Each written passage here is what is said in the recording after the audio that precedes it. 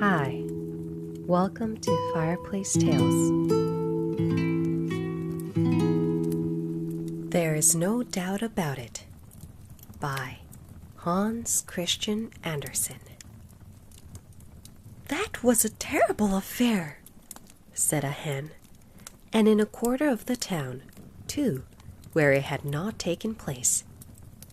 That was a terrible affair in a hen roost. I cannot sleep alone tonight. It is a good thing that many of us sit on the roost together. And then she told a story that made the feathers on the other hens bristle up and the cock's comb fall. There was no doubt about it. But we will begin at the beginning. That is to be found in a hen roost in another part of the town. The sun was setting, and the fowls were flying on to their roost. One hen, with white feathers and short legs, used to lay her eggs according to the regulations, and was, as a hen, respectable in every way.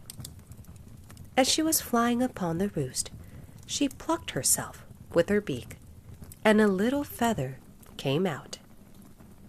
"There it goes," she said. "The more I pluck, the more beautiful do I get." She said this merrily, for she was the best of the hens, and moreover, as had been said, very respectable. With that, she went to sleep. It was dark all around, and hen sat close to hen, but the one who sat nearest to her merry neighbor did not sleep. She had heard, and yet not heard, as we are often obliged to do in this world, in order to live at peace. But she could not keep it from her neighbor on the other side any longer. "Did you hear what was said? I mention no names, but there is a hen here who intends to pluck herself in order to look well. If I were a cock, I should despise her." Just over the fowls sat the owl, with Father Owl and the little owls. The family had sharp ears, and they all heard every word that their neighbor had said. They rolled their eyes, and Mother Owl, beating her wings, said, "Don't listen to her. But I suppose you heard what was said. I heard it with my own ears, and one has to hear a great deal before they fall off. There is one among the fowls who has so far forgotten what is becoming to a hen that she plucks out all her feathers and lets the cock see it." "Prenez garde aux enfants," said Father Owl. "Children should not hear such things." "But I must tell our neighbor Owl about it. She is such an estimable owl to talk to." And with that, she flew away. "Too-hoo! Too-hoo!" They both hooted into the neighbor's dovecot to the doves inside. "Have you heard? Have you heard? Too-hoo! There is a hen who has plucked out all her feathers for the sake of the cock. She will freeze to death, if she is not frozen already. Too-hoo!" "Where? Where?" cooed the doves. "In the neighbor's yard. I have as good as seen it myself. It is almost unbecoming to tell the story, but there is no doubt about it." "Believe every word of what we tell you," said the doves, and cooed down into their poultry yard. "There is a hen, nay, some say that there are two, who have plucked out all their feathers in order not to look like the others and to attract the attention of the cock.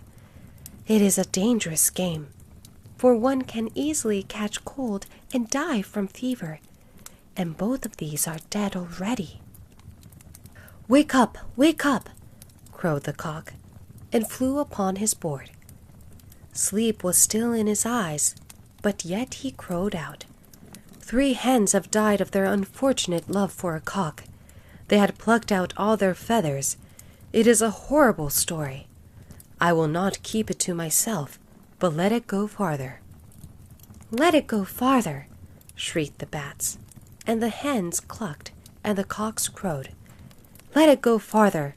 Let it go farther!" In this way, the story traveled from poultry yard to poultry yard, and at last came back to the place from which it had really started. 5 hens, it now ran, have plucked out all their feathers to show which of them had grown leanest for love of the cock, and then they all pecked at each other till the blood ran down and they fell down dead, to the derision and shame of their family, and to the great loss of their owner.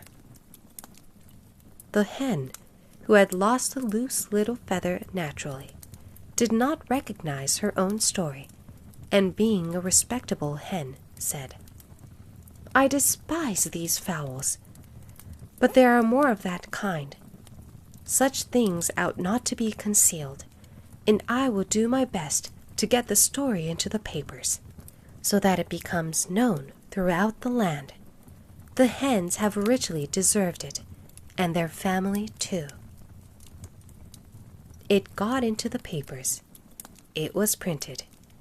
And there is no doubt about it. One little feather may easily grow into 5 hens. The end.